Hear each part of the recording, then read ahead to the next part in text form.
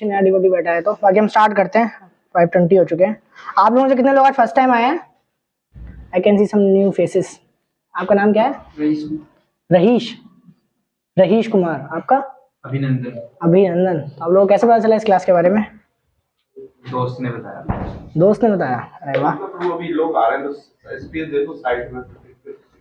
हाँ, इधर थोड़ा सा स्पेस छोड़ दीजिए। जितने लोग दीवारों से टेक लगा के बैठे थोड़ा आगे आ जाइए।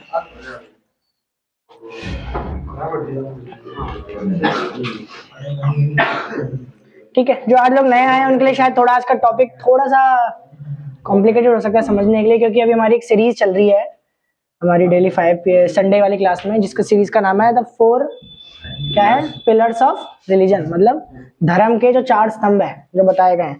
तो अब तक हमने 2 पिलर्स के ऊपर डिस्कशन किया है। तो पहले आ चुके हैं, आप बताइए पहला स्तंभ कौन सा था? अच्छा, फर्स्ट टाइम है। कौन आप इससे पहले वाले में कौन सा लिया था हमने? दया। दया में कौन सा लिया था? नो मीट ईटिंग, है ना। और उससे पहले कौन सा लिया था?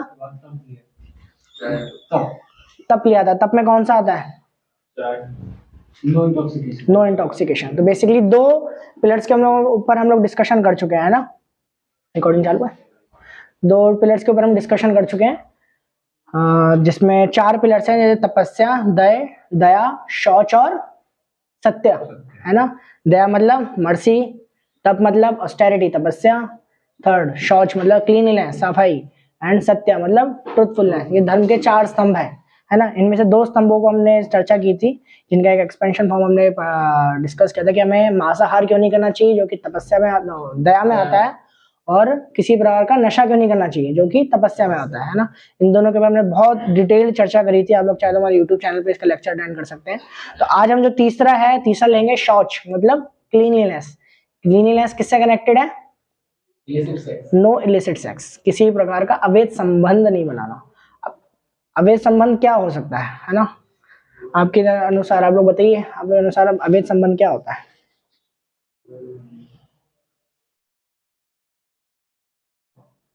सोचिए, अवैध संबंध किस तरीके? शर्माइए मत, सोच के अवैध संबंध क्या हो सकता है?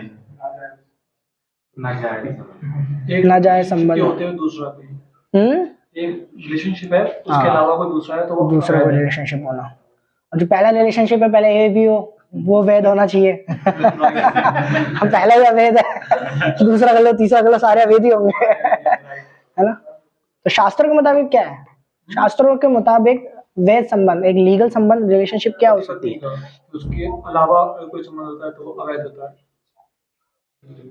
मतलब बिल्कुल। बहुत अच्छा है, प्रभु जी को पहले से बहुत नॉलेज है ना। पति पत्नी के अलावा बेसिकली जो शादीशुदा जो रिलेशनशिप है उसको लीगल रिलेशनशिप बोला जाता है ना। लीगली भी पॉइंट ऑफ व्यू कॉन्स्टिट्यूशन को लीगली बोला जाता है, बट एक्चुअली शास्त्रों में इसको भी लीगल नहीं बोला गया, है ना। रिलेशनशिप क्या होता है उसके बाद थोड़ा सा हम ग्रॉस लेवल पे चर्चा करेंगे। उससे पहले मैं आपके सामने कुछ चीजें रखूंगा, है ना। जो आज का हमारे करंट सिनेरियो में हमारी करंट सिचुएशन है, वहाँ पे बड़ा ही एक बहुत बड़ा क्या है हमारे लिए चैलेंज बन गया है।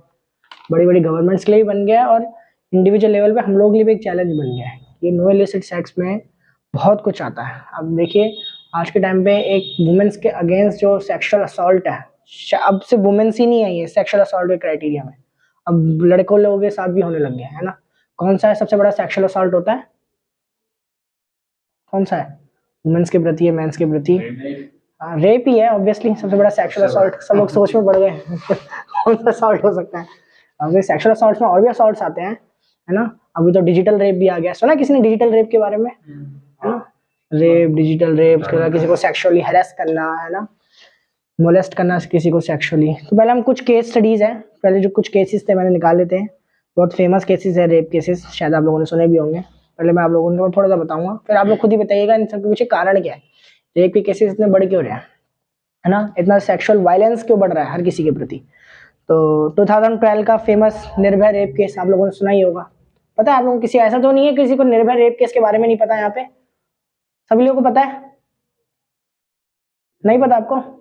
2012 में दिल्ली में ही एक बहुत ही खतरनाक, बहुत ही दर्दनाक केस हुआ था जिसने पूरे वर्ल्ड को हिला दिया था कि इतनी दरिंदगी भी किसी के अंदर हो सकती है। उसमें क्या था, एक लड़की का गैंग रेप किया गया था। मेरे ख्याल से 4 एक्यूज थे, 5 थे, एक ने शायद पहले फांसी लगा ली थी, सुसाइड कर ली थी, चार को अब कुछ शायद लास्ट ईयर उनको फांसी चढ़ाई गई।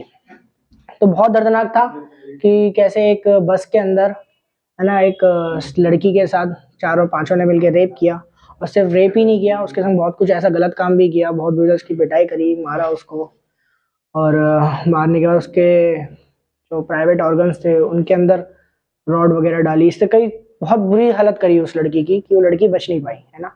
बहुत फेमस केस है ये, बहुत उसके ऊपर हाई हल्ला हुआ था। उसके बाद एक 2019 में एक हैदराबाद में रेप केस हुआ, इसके बारे में शायद आप लोगों ने सुना होगा, है ना। उसमें क्या था, एक डॉक्टर के साथ, वेटरनरी डॉक्टर के संग क्या हुआ था, उनको किसी ने हेल्प के बहाने, उनकी स्कूटी वाले पंक्चर करी, उनको हेल्प के बहाने उनको रोका, एक ट्रॉली ड्राइवर ने उसके साथी ने उनको पहले मिलके रेप किया और फिर क्या किया, उनको जिंदा जला दिया। कितना दर्दनाक केस था। उसके बाद हुआ उन्नाव रेप केस हुआ, है ना, उसमें भी एक 16 साल की लड़की के संग रेप किया गया। हाथरस गैंग रेप हुआ, उसके बारे में आप लोगों को पता ही होगा, है ना। ये बड़े फेमस रेप केस है। कठुआ रेप केस है, जिसमें एक 8 साल की छोटी सी लड़की के संग रेप किया गया, और कितने लोगों ने किया, 8 लोगों ने मिलके। सोचिए 8 साल की छोटी लड़की है और 8 लोगों ने मिलके उसका रेप किया, गैंग रेप किया, है ना। चाइल्ड रेप केसेस कितने ज्यादा, अब ये रेप केसेस की वाली केसेस सुनिए। मात्र 20 महीने का बच्चा था, 20 महीने की लड़की थी छोटी, उसका रेप उसके नेबर ने किया, सिर्फ 20 महीने की, मात्र 20 महीने। ये सब मैंने आपके टाइम्स ऑफ इंडिया और अलग न्यूज़पेपर में से आर्टिकल्स उठाए हैं, है ना। अभी यही हमारे भालसवा डेयरी का केस है, भालसवा डेयरी है ना, पास में ही है, वहां पे एक 4 साल की बच्ची का रेप किया गया, छोटी सी 4 साल की बच्ची का, उसका रेप किया गया। मध्य प्रदेश में 7 आदमी लोगों ने मिलकर एक 15 साल की लड़की का रेप किया, और उसी इलाके में एक हफ्ते बाद ही एक 4 साल की लड़की का भी रेप किया गया उसी लोकेलिटी में। हैदराबाद, एक 4 साल की लड़की का रेप किया गया, किसके द्वारा, अपने स्कूल के प्रिंसिपल के ड्राइवर के द्वारा, और पिछले 2 महीने से उसके संग ऐसा कर रहा था। 4 साल की छोटी सी बच्ची, उसका रेप कर रहा था। मध्य प्रदेश में 3.5 साल की एक छोटी बच्ची थी, है ना, उसका रेप किया उसके बस ड्राइवर ने, किसकी प्रेजेंस में, एक वुमेन अटेंडी की प्रेजेंस में। जैसे हर एक बस में, स्कूल बस में क्या होता है, एक फीमेल अटेंडी भी रखी जाती है, उसकी प्रेजेंस में उसने रेप किया। ये केस बड़ा फेमस हुआ था, इवन टीवी पे शायद क्राइम पेट्रोल में भी आया था, शायद आप लोगों ने देखा होगा किसी ने, है ना। अब देखिए 3.5 साल की छोटी सी बच्ची, नर्सरी की होगी या LKG को, छोटी सी क्लास की है, उसके संग रेप किया गया। अब कोई जैसे एक वो थे, रिपोर्टर थी, जर्नलिस्ट थी, तो उन्होंने क्या किया था, एक रिसर्च करी थी 2013 के केस के बाद, 12 के केस के बाद। तो उन्होंने करीब 250 रेपिस्ट से मिले, तो रेप करने के बाद जो जेल में चले जाते हैं, उनसे जाके उनका इंटरव्यू लिया गया कि आखिर आपने ऐसा क्यों किया। उसके अलावा जब निर्भया रेप केस हुआ था, निर्भया रेप केस में भी जो मेन एक्यूज थे, उनमें से एक एक्यूज का इंटरव्यू आया था। BBC की एक डॉक्यूमेंट्री थी, द इंडियन डॉटर ऐसे करके, बाद में बैन भी की गई थी। उसमें मैंने उसका क्लिप देखा था, उसमें वो रेपिस्ट शेयर कर रहा था कि उसने ऐसा क्यों किया। तो उसने पूरा का पूरा ब्लेम किस पे डाला, लड़की पे डाला। लड़कियां हैं, अच्छे घर की लड़की होगी तो पहली बात तो घर से बाहर निकलेगी नहीं, ठीक है, और छोटे कपड़े पहनना, है ना, लड़कों के साथ घूमना, इस तरीके से तो वो क्या है, हमें प्रवोक करती है।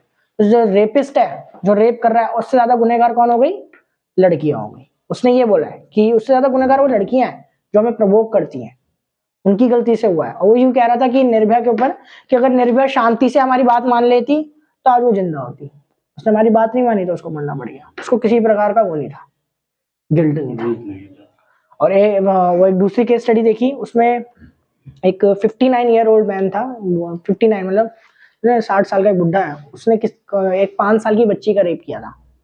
वो जेल में था, उसका जब इंटरव्यू लिया जा रहा था तो उससे पूछा गया, तो उसको गिल्ट था कि उसने गलत किया, और जब उससे रीजन पूछा गया तो उसने पता है क्या रीजन दिया, उसने रीजन दिया 5 साल की बच्ची ना प्रवोक कर रही थी मेरे को, उसको सबक सिखाना बहुत जरूरी था।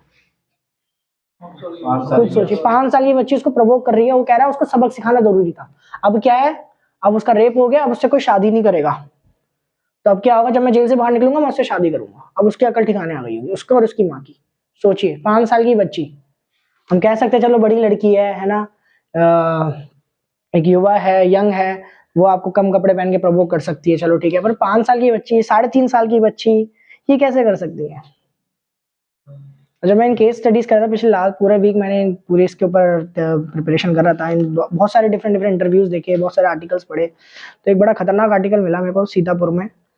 पिता ने अपनी बेटी को अपने दोस्तों में गिफ्ट किया, क्यों? रेप करने के लिए, और उनके संग उसने किया भी।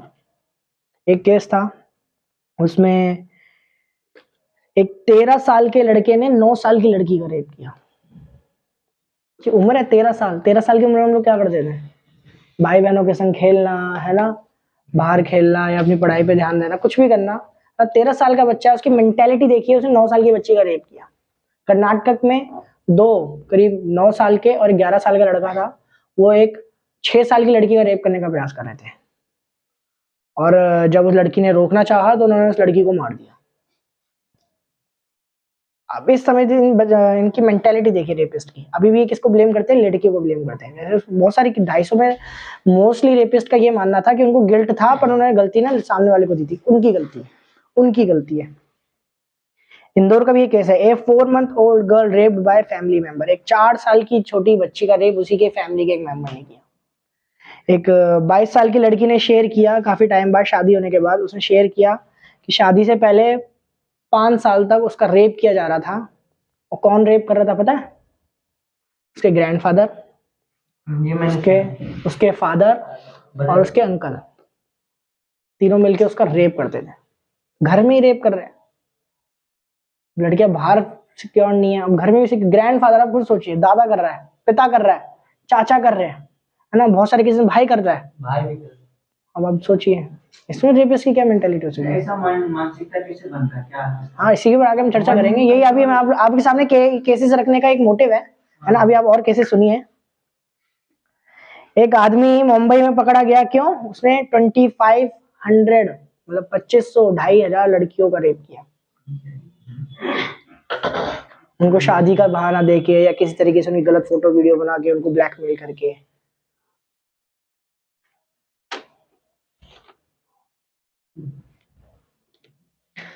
एक एनसीआरबी की रिपोर्ट है 2021 में एनसीआरबी की रिपोर्ट के अकॉर्डिंग अराउंड 31,677 रिपोर्टेड केस है रेप के, जिनका रिपोर्ट हुआ है। हमारे कंट्री में सबसे बड़ा एक दुखी की बात क्या है कि कोई केस रिपोर्ट नहीं होता। हाँ, कोई ज्यादा, क्योंकि ना मोस्टली जो मैंने आपको रेप केसेस बताया ना, इसमें जो विक्टिम थे ना, जो विक्टिम लड़कियां थी, है ना, जो विक्टिम थे वो बहुत एक लोअर क्लास फैमिली से थे। किसी लेबर की बेटी हो गई, है ना, किसी मजदूर की बेटी हो गई। तो ऐसे लोग किसकी जाके कंप्लेंट करेंगे? आपने सुना था शायद एक केस था जिसमें, मुझे याद नहीं आ रहा, बहुत फेमस केस था, शायद निठारी ऐसे करके कुछ नाम है उसका, जिसमें वो बच्चों को किडनैप करके उनको मार के खाता था। हाँ, रिठारी कांड। बच्चों को मार के, लड़कियों का रेप करके बच्चों को मार के खाता था, और कई सालों तक उसने किया। उसको तो काउंटिंग भी याद नहीं थी। जब मैं उस केस के बारे में पढ़ रहा था, सुन रहा था, तो पुलिस का इंटरव्यू था, पुलिस वाला कह रहा था कि जब हम पहले तो बहुत मुश्किल से उसे उगलवाया, जब उसने उगला तो हमारी स्थिति ऐसी थी, 2 पुलिस वाले आके बाहर उल्टी कर रहे थे और तीसरे वाले ने मना कर दिया, मैं इसका आगे इंटरोगेशन और नहीं कर पाऊंगा। वो सुन नहीं पा रहे थे। उसने ऐसी गलत काम किए थे उन बच्चों के साथ। छोटे बच्चों को पकड़ के उनका किडनैप करके उनका रेप करना था। इतनी बुरी हालत थी उस व्यक्ति की, सोच, इतनी बुरी हालत थी। तब भी उसको बचाने के लिए कई लोग आगे आए थे। उसको बचाने के लिए भी तभी कई लोग आगे आए थे, उसको बचाने के लिए। आप खुद सोचिए, है ना। और इवन हिस्ट्री सिर्फ इंडिया का नहीं, आप बाहर के देश में भी देखेंगे, बाहर के देशों में रेप के केसेस बहुत ज्यादा है। अमेरिका में और कंट्रीज में रेप के केसेस बहुत ज्यादा है। इंडिया इस समय कौन से नंबर पे है रेप केसेस में, पता है आप लोगों को? नहीं, टॉप पे हमारा नेबर है पाकिस्तान। इंडिया 6th लार्जेस्ट है, 6ठा सबसे बड़ा देश है जहाँ पे रेप के केसेस ज्यादा आते हैं। अब मतलब अभी तक तो इतने आ रहे जो रिपोर्टेड है, अब रिपोर्ट हुआ है, अब इनकी तो कोई काउंटिंग ही नहीं, जो रिपोर्ट हुई ही नहीं है, तो हम काउंट ही नहीं कर सकते। अगर इसके अकॉर्डिंग में देखा जाए तो 31,677 केस एक साल में 2021 में है। मतलब हर रोज डेली कितने रेप हो रहे हैं? 86 रेप्स डेली हो रहे हैं। हर 16 मिनट में एक लड़की का रेप हो रहा है, या लड़की का लड़के का रेप हो रहा है। ये बहुत ही, मतलब अभी हम सुन रहे हैं, बट ये बहुत ही चिंताजनक चीज है, बहुत खतरनाक है। क्योंकि हमारे फैमिलीज में भी गर्ल्स हैं, हमारी फैमिली में भी हमारी सिस्टर्स है ना, मदर है, सिस्टर है, हमारे रिलेटिव्स पे भी है। हम ऐसा ना सोचे कि किसी और की बेटी के संग हो रहा है, किसी और की बहन के साथ हो रहा है। ये हमारे लिए भी बहुत डेंजरस है। सेम मेरे लिए तो बहुत मुश्किल था इसके ऊपर पढ़ना ना, क्योंकि जब ये केसेस आप सुनोगे, जब इन केसेस के आप पढ़ोगे है ना, तो आपको अपनी फैमिली का ध्यान तो आएगा है ना, बिल्कुल आएगा, क्यों नहीं आएगा, अपनी फैमिली की सिक्योरिटी का ध्यान नहीं आएगा, है ना। जिसमें से इतने केसेस थे, और चाइल्ड अब्यूज केसेस जो बच्चों के संग गलत काम किए गए वो करीब 33,348 रेप केसेस नहीं होते, चाइल्ड के संग जो अलग अलग तरीके असॉल्ट किया जाता है बच्चों के साथ ना, उसमें चाइल्ड अब्यूज के 33,000, जिसमें 33,036 के 33,036 केसेस किसके साथ किए गए, लड़की के साथ, और करीब 312 केसेस लड़कों के साथ भी किए गए, लड़कों के साथ भी गलत काम किया गया।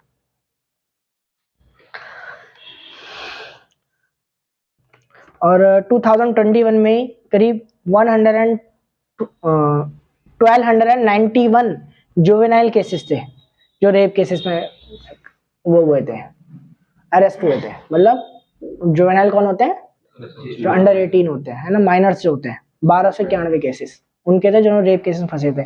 उसमें भी कम से कम 340 केस थे 12 से 16 साल की उम्र वाले, जिनकी एज 12 to 16 थी। 340 केस ऐसे थे, और 12 केस 12 साल से नीचे के थे। 12 साल के नीचे का केस भी आ गया रेप का, कि लड़के ने रेप किया है। बाकी 16 to 18 के तक के केस थे। अब कुछ और केसेस थे, मुझे लगता है बहुत हो गए केसेस, है ना, इसमें मोटिव भी जाना चाहिए। थोड़े से एक कुछ केसेस हैं, जैसे पुणे में, ये तो हमने शेयर किया ही, कि एक 45 ईयर ओल्ड फादर, मतलब 45 साल का बाप है, वो अपनी 14 साल की बेटी का रेप किया करता था 2 महीने तक। खुद की बेटी का रेप कर रहा है। 30 साल का एक आदमी है ना, उसने अपनी बेटी का रेप किया। नागपुर का केस, मुंबई का case, father rapes his 15 year daughter for 1 month. 1 महीने तक अपनी 15 साल की लड़की का रेप कर रहा है पिता। दिल्ली, फादर इन लॉ, मतलब ससुर ने रेप किया अपनी बहू का, 5 साल तक रेप करता रहा। और इस केस को जब मैंने पढ़ा था तो इसमें था कि फादर इन लॉ थोड़ा ताकतवर व्यक्ति था, पैसे वाला व्यक्ति था, बाकी लोगों के पास घर में पैसा नहीं था, तो सबने, उसके पति ने भी उसको चुप रहने के लिए बोला कि कोई बात नहीं, सहते ही रहे। तो ये बड़ी ना, बहुत ही आपको ऐसा लग रहा होगा सुन के ना कि ना क्या हो रहा है ये देश में। अब तक हमने इतना ध्यान नहीं दिया, हमारे लिए बड़ी नॉर्मल चीज़ है लड़कियों को, है ना। ऐसी वीडियोज आजकल यूट्यूब पे हर जगह प्रमोट की जा रही है ना। क्या चीज़ प्रमोट की जा रही है कि वुमेन्स बॉडी है, गर्ल्स बॉडी क्या है ना, एक ऑब्जेक्ट है, सेंशुअल ऑब्जेक्ट है ना, इंद्रिय तृप्त करने के लिए ऑब्जेक्ट है। तो अभी जब पूरे आपने केस स्टडीज सुने, अब आप लोग अपने पॉइंट्स बताइए, आपको क्या लगता है इन सब के पीछे का कारण क्या हो सकता है? तो जी, ये जो हम गाना सुनते हैं या फिल्म को देखते हैं, गंदी क्रिया जो है, वो जो चीज हम देखते हैं वो हमारे मन में बैठता है। बिल्कुल बिल्कुल बैठता है। सबसे बड़ा सोशल मीडिया का इम्पैक्ट है। अभी 99% तो सोशल मीडिया के जो आजकल के गाने हैं, आजकल के जो मूवी बन रहे हैं, ये युवाओं पे बहुत ज्यादा फर्क पड़ रहा है। बिल्कुल है, बिल्कुल सही बात। 99% फर्क पड़ रहा है। उसी से मतलब ऐड भी ऐसे ऐसे आते हैं कि जो एक एक करके बताएंगे तो बहुत अच्छा रहेगा, तो सबको सुनने में होगा। यस कार्तिक, वो बोलो। प्रभु जी, हम लोग स्क्रिप्चर्स के हिसाब से नहीं चलते। और कोई बताइए क्या हो सकता है? 3 साढ़े 3 साल की बच्ची कैसे प्रवोक करेगी किसी को? 5 साल की, जो बूढ़ा व्यक्ति कह रहा है 5 साल की बच्ची से प्रवोक कर रही थी, कैसे प्रवोक कर सकती है 5 साल की बच्ची, है ना? कितना कितना ही बेवकूफ वाला उसने रीजन दिया कि 5 साल की बच्ची उसको प्रवोक कर रही है। तो ये सब कहाँ पे है? जैसा अभी पिछले वाले क्लास में चर्चा कर रहे थे, लोग सोचते हैं कि लड़कियों की वजह से हो रहा है। लड़कियों की वजह से नहीं हो रहा है। प्रभु जी ने शेयर किया ना, तो गलत मूवीज हम देख रहे हैं, जो बन रहे हैं गंदे, पूरा फैमिली जा रहा है। ठीक है, आजकल पंजाबी गाने हो गए या इंग्लिश गाने हो गए, वो कैसे चलते हैं? कैसे चलते हैं? पंजाबी गाने में म्यूजिक इंपॉर्टेंट नहीं है। पंजाबी गाने में क्या इंपॉर्टेंट है? 3 चीज इंपॉर्टेंट है। क्या? एक महंगी गाड़ी, शराब की बोतलें, नशा, और तीसरा कम कपड़ों में लड़की। ये तीनों चीज नहीं तो कोई आपके गाने नहीं देखेगा। प्रभु जी, चाहे बाहर के गाने हो गए, हमारे मन में बैठता है, चाहे इंग्लिश गाने हो गए या हिंदी गाने हो गए, या फिर आपके भोजपुरी गाने देख लो, या फिर आपके पंजाबी गाने देख लो, सब चीज में क्या आ रहा है? इसी चीज को प्रमोट किया है कि वुमेन की बॉडी क्या है? एंजॉयिंग ऑब्जेक्ट है ना, एंजॉयमेंट के लिए, है ना। यूट्यूब पे सारी वीडियोस चल रही, सबके थंबनेल में क्या डाला जाता है? वीडियोस के, यूट्यूब की वीडियोस के व्यू बढ़ाने के लिए एक कुछ ग्लैमरस या फिर ऐसा सेंशुअल लड़की की फोटो डाली जाएगी ताकि सब उसको खोल के देखे, है ना। सारी मूवीज के अंदर ऐसे गंद गाने भर दिए हैं, है ना, हर जगह गंदगी दिखाई जा रही है। तो उसमें मैं देख रहा था कि इसमें इंडिया में जो इस चीज की बढ़ रही है बिजनेस, जो एक बहुत बड़ा बिजनेस बढ़ता जा रहा है, वो कौन सा बिजनेस है? पोर्नोग्राफी का। इवन हमारी कंट्री में पॉर्न बैन है, बट स्टिल लॉकडाउन में कितनी % व्यूअरशिप थी इंडिया की तरफ से? 95% व्यूअरशिप फ्रॉम इंडिया, कुछ सोचिए। पॉर्न साइट ने बताया कि उसकी पॉर्न साइट में 95% व्यूअर्स इंडियंस है। अगर हमारे भारतीय कल्चर में आप देखेंगे, आपने आप घर से स्टार्टिंग से ही आप देखते हुए आ रहे होंगे क्या कि सेक्स जैसी चीज को एक बहुत ही प्राइवेट चीज करके रखा जाता है ना। हर कोई इस चीज पे बात नहीं करेगा, इसको ना, है ना, इस चीज पे कोई शेयर नहीं की जाती है ना, इसको बहुत प्राइवेसी में रखा जाता है ना। इतना खुलेआम इस पे ओपनली इस पे बात नहीं की जाती। जब आप लोगों को याद होगा स्टार्टिंग में हम बचपन में हमको ऐसा गाना सामने आ जाता था जिसमें न्यूडिटी होती थी, है ना, तो हमारे फैमिली वाले चेंज कर देते थे। मूवी ऐसी आ जाती थी तो चेंज कर देता कि बच्चे बैठे उनके सामने ये सब चीजें ना आए, है ना। तो स्टार्टिंग से हमारे भारत के कल्चर में है, इस चीज को बहुत ही प्राइवेट रखा गया है, चीज को इतना कॉमन चीज नहीं रखी गई है। पर स्टिल आप देखेंगे आज के टाइम पे इंडियंस के द्वारा 95% व्यूअरशिप किसको दी गई? पॉर्न साइट्स को दी गई। और पूरे वर्ल्ड में पूरी पॉर्न की ट्रैफिकिंग में इंडिया का शेयर कितना है पॉर्न साइट्स की? उसमें 40%। 40% मायने रखता है। पूरे वर्ल्ड में 192 कंट्रीज में से एक कंट्री की तरफ से 40% शेयर जा रहा है पॉर्न साइट्स में। जननी है साहब, हाँ जननी है ये। है ना। और इंडिया 6th लार्जेस्ट कंट्री भी बन गया है पॉर्न कंजप्शन में। सब इंडिया में इतना पॉर्न व्यूज देखे जा रहे हैं। और अब ना इंडिया में एक चीज और फेमस हो रही हो गया, सॉफ्ट पॉर्न। अब ना पॉर्न तो बैन है, तो क्या लेके आया जा रहा है? सॉफ्ट पॉर्न लेके आया जा रहा है। कैसे? क्या दिखाया जाता है? OTTs के द्वारा, वेब सीरीज के द्वारा, है ना। यूट्यूब पे जो अलग तरीके की वाइन्स आ रही है या अलग तरीके के लोग वीडियोस निकाल रहे हैं कॉमेडी के नाम पे, है ना। प्रैंक वीडियोस निकालेंगे तो प्रैंक में क्या गंद डालेंगे, क्यूट गर्ल्स के संग प्रैंक करते हुए, लड़कियों के संग प्रैंक करते हुए, है ना। कैप्शन में भी लिखेंगे, उसका थंबनेल बनाएंगे। वेब सीरीज में गलत चीजें दिखाई जा रही और ओपनली दिखाई जा रही है। पॉर्न साइट में अगर आपको एंटर करना है तो आई एम 18+ ओके करना है, बस प्रूव करने की आवश्यकता नहीं है, बस okay yes I am 18+, that's it. मैं आपको एक वीडियो इस पे शेयर करता हूँ, प्रोजेक्टर ऑन करोगे, केबल लगाओ, मैं आपको एक वीडियो दिखाता हूँ। वीडियो कुछ दिन पहले किसी एक डिवोटी ने मेरे को शेयर करी थी, कुछ वीक्स पहले, तो ये बड़ी हिट करी मेरे को और बहुत अच्छी इस चीज के इसमें बताया गया, इस चीज को लेके ना। हेलो अंकल, नमस्ते आंटी, मेरा नाम है लड़की। मैं ना आप सब कैमरा के पीछे वाले जादूगरों की बहुत बड़ी फैन हूँ। डायरेक्टर अंकल, प्रोड्यूसर आंटी, कितनी शानदार वेब सीरीज बनाते हैं आप लोग, टू गुड। इतना ह्यूमर कहाँ से लाते हैं आप? इतना इमोशन कैसे क्रिएट करते हैं आप? इतनी मस्ती, वाह, स्क्रीन पर कैसे लाते हो आप लोग?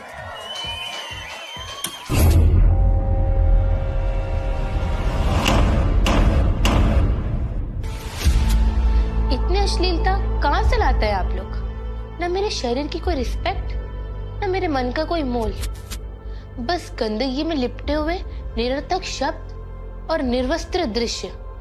इससे आप कहते हैं कंटेंट? आप तो देखने वाले अपराधियों को उकसाकर चले जाते हैं, पर बलि चढ़ती है हम बेटियां, 3 साल की, 8 साल की, 12 साल की बेटियां। एक मिनट, आपके घर में भी तो बेटी होगी ना, तो आप ऐसा क्यों करते हैं? साफ सुथरा कंटेंट भी सोशल मीडिया और OTT पे बनाते ही हैं लोग, सब देखते हैं, तो आप ऐसा क्यों करते हैं? पैसे के लिए ना। कैसे कैसे शब्द लिखते हैं आप, कैसे कैसे कॉस्ट्यूम्स, कैसे कैसे सीन्स, शर्म नहीं आती, दया नहीं आती।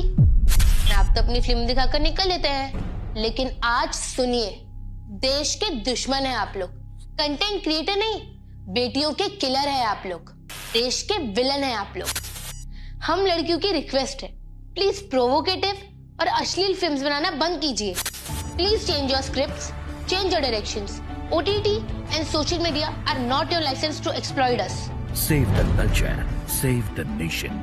Call to retrieve the nation from menace of rapes and cultural attacks on our civilization by misuse of OTT and social media platforms, films, and pornography promotion. Let us wage this battle together. ठीक है, तो इस लड़की ने मुझे ये video बड़ी hit करी थी, है ना। कैसे वो शेयर कर रही है, एक्चुअल चीज़ तो यही है जिस पर आज हम चर्चा करने जा रहे हैं, है ना। जो इंडिया में बढ़ता हुआ बिजनेस है, बढ़ता हुआ एक नया कल्चर है, इंडिया में एक नया कल्चर आ रहा है ना, किसका? सेक्स का। Sex is very common thing, sex is very normal thing, है ना। लोग इसको बहुत प्रमोट कर रहे हैं, पॉर्न मूवीज देखना, गलत शब्दों का इस्तेमाल करना। गलत शब्दों में भी हमारी भारतीय गालियों में क्या बोला जाता है, भारतीय मेजोरिटी में ही गालियों में क्या बोला जाता है ना, लड़कियों के अंगों के बारे में बात किया जाता है ना। हमें पता ही नहीं किस तरीके से हम सटल रूप में इस चीज को हमारे अपनी मानसिकता के अंदर बढ़ते हुए आ रहे हैं। किसी को बड़ा हिट कर सकता है, यार ये तो नॉर्मल चीज है ना, या ये तो नॉर्मल हो गया है, इसमें क्या दिक्कत है ऐसी। पर हमें पता नहीं है कैसे ही सूक्ष्म रूप से हमारे अंदर बढ़ता जा रहा है। तभी आप देखेंगे किसी भी जगह से कोई भी लड़की होकर निकलेगी तो आसपास जितने लोग खड़े होंगे सब उसको घूरेंगे, देखा है ना आपने, सब उसको घूरेंगे। वो घूरते समय ये नहीं सोचते कि क्या है, उनकी घर की भी बहन बेटी एक ऐसे ही बाहर निकलती है, उनको भी कुछ लोग घूरते होंगे ऐसे, है ना। और आप देखो आज के टाइम पे लड़की की बॉडी को बस एक एंजॉय करने की सेंसुअल थिंग बना दिया गया। जैसे मैं जब इसके ऊपर पूरा रिसर्च कर रहा था तो मैंने एक पॉर्न स्टार का इंटरव्यू देखा जिसमें वो शेयर कर रहा था, मतलब पहले हमारे बॉलीवुड का स्टार था, फिर वो पॉर्न स्टार बन गया। तो वो शेयर कर रहा था कि वो इस इंडस्ट्री में क्यों गया। तो उसने शेयर किया, देखो मैं पहले मूवीज में काम किया, नाटक में काम किया, पर लोगों ने मुझे पहचाना नहीं, बट अब जैसे मैं इस इंडस्ट्री में आया हूँ तो लोग मेरे को पहचान रहे हैं, है ना। मेरा दूध वाला भी आता है, मेरा गार्ड भी बोलता है कि मैंने आपकी वीडियो देखी, जरा मुझे बड़ा अच्छा लगता है। जो एक स्टार को फेम मिलना चाहिए वो फेम मेरे को मिल रहा है ना। और कह रहा मैं कोई गलत थोड़ी कर रहा हूँ, जो पहले से होता हुआ आ रहा है, इसमें गलत क्या है अगर मैं इस चीज को शेयर कर रहा हूँ, है ना। वो एक एरोटिक मूवीज का स्टार था, तो उसमें बड़ा अच्छे से वो एक्सप्लेन कर रहा है कि ना नहीं, एरोटिक मूवीज में तो बस सीन दिखाया जाता है, न्यूडिटी नेकेडनेस दिखाई जाती है, उसमें हम कुछ करते थोड़ी है ना। आप नहीं कर रहे, सामने वाले को प्रवोक तो कर रहे हो, जैसे इसने शेयर किया कि आप तो क्या है, अपराध करने वाले अपराधियों को उकसा के चले जाते हो। सही बात है ना। जो पॉर्न मूवीज में आ रहे हैं, जैसे कोई पॉर्न मूवी देख रहा है ना, पॉर्न मूवी पूरी एक फिक्शन है, सबको लगता है कि वो रियलिटी है, एक्चुअल में ऐसा होता नहीं है ना। वो हमारे माइंड में सेट हो जाता है ना। अब वो तो उसके संग तो कर नहीं सकता जिसको मूवी में देख रहा है, थिएटर में देख रहा है, न्यूज़पेपर्स में देख रहा है, उसके संग तो वो कर नहीं सकता। तो कौन बलि चढ़ता है, जो नॉर्मल लोग हैं, जो नॉर्मल लड़कियां हैं, है ना, वो लोग इस चीज की बलि चढ़ती है। वो क्या है, इनकी हवस की शिकार बनती है। तो ये बहुत ही डेंजरस है। इस समय ना सब इस पे ध्यान इतना नहीं दे रहे, मेरे ख्याल से इसको देखना चाहिए कि ओटीटी प्लेटफॉर्म्स पे, इवन यूट्यूब पे भी, जो कि आज इतना इजीली एक्सेसिबल है ना। छोटा 4-5 साल का बच्चा भी जानता है यूट्यूब पे कैसे वीडियोस खोल के देखनी है। आपके घरों में बच्चे होंगे तो अब ज्यादा टाइम तो यही हो गया, बच्चे परेशान करते हैं, उनको यूट्यूब खोलना सिखा दो, यूट्यूब पे कैसे कोई वीडियो देखनी है, कैसे क्या करना है। और यूट्यूब पे भी क्या ऐड भर के, हर चीज में एडवर्टाइजमेंट है। और एडवर्टाइजमेंट कैसे चलता है, बाइक का टायर बेचना है तो क्या चाहिए, लड़की चाहिए। टूथपेस्ट बेचना है तो क्या चाहिए, लड़की चाहिए, जिसका कोई मतलब ही नहीं, लेना देना नहीं, बाइक के टायर और लड़की में कोई लेना देना नहीं। तभी बिल बोर्ड पे क्या है, टायर के संग लड़की की कम कपड़ों में फोटो छपवानी जरूरी है ताकि लोगों की अट्रैक्शन आ जाए। ये बहुत डेंजरस है, बहुत ज्यादा डेंजरस है। ये सटल रूप में हमें बहुत अंदर से खा रहा है ये इलिसिट सेक्स का कल्चर है ना। ये वेस्टर्न है, बाहर के देशों में बड़े नॉर्मल चीज है, क्योंकि बाहर के देशों में क्या है, सब जानवरों की तरह पलते बढ़ते हैं। जैसे ब्रिटिश और शायद फ्रांस का एम्पायर था, जब ये लोग अपने आप को कॉलोनाइज्म कर रहे थे, हर जगह जाके अपनी कॉलोनीज बना रहे थे। तो जब ये अलग अलग द्वीपों पे जा रहे थे तो वहां जाके इनको कौन मिल रहा था, जैसे ऑस्ट्रेलिया गए या अमेरिका गए, वहां जाके जो नेटिव्स थे, जो आदिवासी लोग आ रहते थे, है ना, जो जानवरों की तरह लाइफ जीते थे, बिना कपड़ों के जीते थे। बट जब वो इंडिया आए, इंडिया पे राज करने के लिए, इंडिया को गुलाम बनाने के लिए आए, तो इंडिया में उनको आदिवासी मिले थे। इंडिया में एक सिविलाइज सोसाइटी मिली थी, है ना। जैसे एक ब्रिटिशर का उसके ऊपर आर्टिकल भी है कि उसने पूरा इंडिया में खोजबीन करी थी कि कैसे इनको गुलाम बनाया जा सकता है। तो उसने कहा इनको गुलाम नहीं बना सकते। हमारे इंडिया में गुरुकुल बहुत थे, गुरुकुल को पहले उन्होंने कहा पहले इनका खत्म करना क्या, इनको इनके रूट से तोड़ो, इनकी रूट खत्म करो। इनकी रूट इनकी संस्कृति है, इनके शास्त्र है, इनके ग्रंथ है, इनकी पूजा पाठ है ना, भगवान है, ये इनकी संस्कृति, ये इनकी रूट है जो इनको कभी गुलाम बनने नहीं देगी। तो इसलिए सबसे पहले उन्होंने आके हमारी इसी चीज पर अटैक किया, बिजनेस के नाम से आया कि बाकी जितने भी आइलैंड्स पे वो जाते थे वहां पे उनको आदिवासी मिल रहे हैं, चाहे ऑस्ट्रेलिया गए या फिर अमेरिका में गए, अफ्रीका में गए, वहां हर जगह जाके उनको आदिवासी ही मिल रहे हैं। इंडिया में आके उनको मिले, इंडिया में आके एक सिविलाइज सोसाइटी यहाँ रहती है, उनको पहले गुरुकुल ही दिखाना पड़ता। और इसलिए सबसे पहले आके उन्होंने हमारी पढ़ाई पे, हमारे रूट्स पे आके अटैक किया, है ना। हमें बताया कि ना ये जो गाँव वगैरह में यूज होती है ना, दातुन वगैरह ब्रश करने के लिए यूज की जाती थी, जड़ी बूटी यूज की जाती थी, तो हमें जंगली बताया गया, हमें यूज करना क्या बताया गया, कोलगेट यूज करो, ब्रश यूज करो। और उसी कोलगेट में ये लोग नमक, लौंग, इलायची मिला के बेच रहे हैं। इंडिया को कितनी कैसे बेवकूफ बनाया गया, कैसे मैनिपुलेट किया गया। तो ये बहुत बहुत डेंजरस है, ये बहुत डेंजरस है इलिसिट सेक्स ना। इलिसिट सेक्स में क्या क्या आता है, किसी अवैध संबंध बनाना, जैसे हमें अवैध संबंध, हमने एक पत्नी के अलावा किसी से भी संबंध बनाना, शादी से पहले के जितने भी संबंध होते हैं सब इलिसिट में होते हैं, क्योंकि देखो रिलेशनशिप है वो तो जानवर भी बनाता है ना। अब जानवरों की सेक्स लाइफ कैसी होती है, अकॉर्डिंग टू सीजन होती है। अपने सीजन के टाइम पे ही वो लोग सेक्स करते हैं। कबूतर या कोई दूसरा जानवर है, कुत्ता है, बिल्ली है ना, अपने एक समय पे करते हैं। बट इंसान एक ऐसा व्यक्ति है, ऐसा एक जीव है जिसने इस चीज को क्या बना दिया है, 12 महीने करने वाली चीज बना दी। आप देखेंगे किसी और जानवर में, हर जानवर में क्या इसका एक सीजन होता है, एक टाइम होता है इसका, है ना, उसी टाइम पे ही किया जाता है और जानवरों की तरह किया जाता है। अब इंसान क्या 12 महीने करेगा, जानवर की तरह करेगा। उसने इतना इसको कॉमन और नॉर्मल थिंग बना दिया है। लस्ट बहुत ब्लाइंड है, हमें ऐसा देख के नहीं लगना चाहिए कि तो पहला पहला प्यार है ना, पहली नजर में हुआ है। तो शास्त्र बताया था lust is blind, love is blind, प्यार तो अंधा होता है जी, ऐसा कुछ नहीं है। प्यार अंधा नहीं होता, लस्ट अंधी होती है। जो काम वासना में किसी को देख के आती है ना, वो अंधी होती है। तब भी इस चीज पे कुछ एग्जाम्पल्स है कि पहले के टाइम पे भी ना राजा महाराजाओं को फॉल डाउन जब कराना होता था तो किस चीज का यूज किया जाता था? जब बहुत एक कामुक राजा है ना, भोगी राजा है, तो उस पर अटैक नहीं किया जाता था, उसके पास किसको भेजा जाता था? विश कन्या को भेजा जाता था। जैसे बाइबल में भी कहानी आती है, स्टोरी आती है, शायद उन्होंने सुनी होगी, सैमसन और डेलीलिया की। सुनी आप लोगों ने, है ना, सैमसन और डेलीलिया। उसमें क्या था कि इजरायली जो ज्यूश की कंट्री थी, वहाँ पे ज्यूस और पैलेस्टीन के बीच में लड़ाई चलती रहती थी। जो ज्यूस का तो आपने सुना ही है, कितना ज्यादा हर जगह उनका संहार किया गया है ना। हिटलर आया, उसने भी किया, नाजीज ने किया। तो इसलिए भगवान ने क्या थे, ज्यूस को एक रक्षक दिया था उनका, सैमसन नाम का, जो उनकी रक्षा करता। वो बहुत ताकतवर था, कई हजारों लोगों की उसके अंदर ताकत थी। तो हजारों पैलेस्टीन्स को वो एक बार में मार देता था। पैलेस्टीन्स बहुत घबराए गए थे और बहुत ज्यादा चिंता में थे कि इस एक व्यक्ति को कैसे हराया जाए। ये अकेला एक ज्यूश है जो हमें पूरी की पूरी एक हमारी सेना को खत्म कर देता है। एक व्यक्ति मिलके, एक व्यक्ति अकेला हजार के हजार हमारे सैनिक मार देता है। तो उन्होंने इसका क्या तोड़ निकाला कि सैमसन को क्या है, किससे गिराओ, लड़की के माध्यम से गिराओ। तो एक लड़की, उन्होंने एक बहुत ही मोस्ट पॉपुलर प्रोस्टिट्यूट ढूंढ के लेकर आए हो। उस पॉपुलर प्रोस्टिट्यूट को वहां भेजा सैमसन के पास। सैमसन को सेड्यूस करना स्टार्ट किया उसने। सैमसन वैसे बहुत ही ईमानदार व्यक्ति था, बहुत सीधा साधा व्यक्ति था, है ना, अपने संस्कृति को, अपने उससे जुड़ा हुआ था वो। बट जब वो लड़की सामने आई तो उसका भी वो डाउनफॉल आया। तो उसमें क्या था, उस लड़की ने उससे पूछा कि तुम्हारी कमजोरी क्या है, तुम ताकतवर तो बहुत हो पर तुम्हारी कमजोरी क्या है। तो अब उसको पता था अगर मैं किसी को कमजोरी बताऊंगा तो कोई मेरे को मार सकता है, पकड़ सकता है। तो जब उस लड़की ने पूछा तो उसने एकदम से अपने आप को काबू पाया और उसको झूठ बोला कि मेरे को क्या है, जो पेड़ की लताएं होती है ना, अगर उससे कोई मेरे को बांध देगा ना तो मैं क्या है उसको तोड़ नहीं पाऊंगा और मुझे कोई भी पकड़ सकता है। तो उसने खबर वहां पहुंचाई, पैलेस्टीन आए, उन्होंने आके उससे बांधा। तो उनको लगा अब तो ये पकड़ा गया, अब तो ये कुछ नहीं कर पाएगा। उसने तुरंत रस्सियां तोड़ी और सभी को मार के भगा दिया। हाँ, तो उसने उस प्रोस्टिट्यूट को बोला पैलेस्टीन्स ने कि तुमने तो ये झूठ बोला, ये तो तुम्हें झूठ बोल रहा है, तो तुम कैसा काम कर रही हो, हाँ, तुम्हें इसको गिरा नहीं पा रही हो, सीड्यूस नहीं कर पा रही हो। तो उसने दोबारा ट्राई किया, तो दोबारा उसने उसको सीड्यूस करके फिर उससे पूछना चाहा। तो इस बार फिर एक बार उसकी बुद्धि काम करी। उसने बोला मेरे को जो नारियल की जो छाल होती है ना, उसकी जो बनी हुई रस्सी होती है, उससे कोई बांध देगा तो मैं बच सकता हूँ, तो मैं पकड़ा जा सकता हूँ। तो उसने फिर ये न्यूज वहां पहुंचाई। फिर से पैलेस्टीन्स ने अटैक किया, फिर उसको बांधा, फिर उसने तोड़ के फिर सबको मार दिया है। अब तीस ऐसे 2 या 3 बार हो चुका था। तो इस बार उसने कहा, पूरी दृढ़ निश्चय करके गई प्रोस्टिट्यूट कि इस बार तो मैं उसको गिरा के रहूंगी। तो उसने फिर उससे पूछा।